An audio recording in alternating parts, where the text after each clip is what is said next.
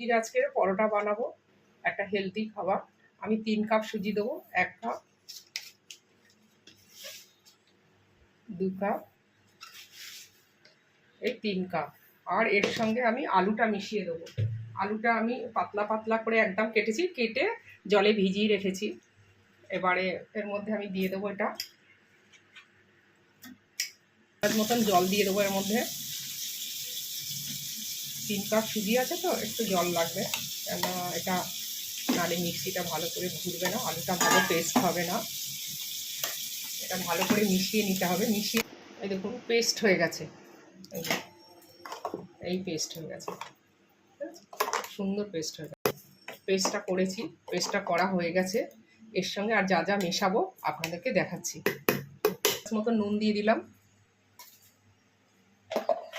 আর এর মধ্যে কেটে রেখেছি আমি ক্যাপসিকাম, টমেটো, সামান্য আদা পেস্ট দিয়েছি জাস্ট গন্ধ হওয়ার জন্য, আর কাঁচা লঙ্কা আমি এর মধ্যে দিয়ে দিলাম।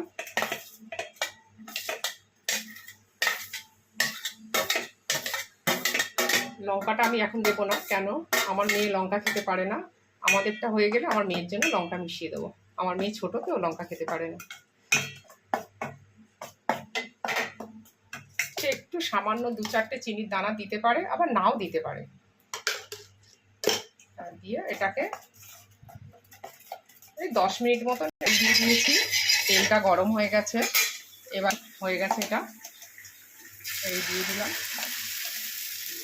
একটু মোটা মোটা হবে এগুলো, একদম পাতলা হবে না, আবার একদম যে খুব মোটা হবে তা হবে না। দিয়ে দিতে হবে, চাপা দিয়ে গ্যাসটাকে কমিয়ে দিতে হবে।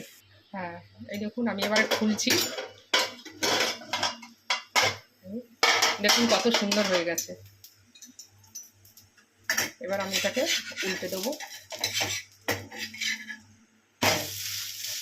কি সুন্দর, এই পাশটা যেমন হয়ে গেছে ওই পাশটা হয়ে যাবে। আমি সামান্য একটু ওই তেল ছড়িয়ে দেবো।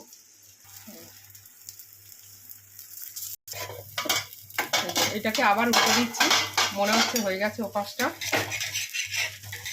হ্যাঁ ব্যাস, এই দেখুন হয়ে গেছে, সুন্দর হয়েছে। এইভাবে করবেন, খাবেন, খেতে খুব ভালো লাগবে।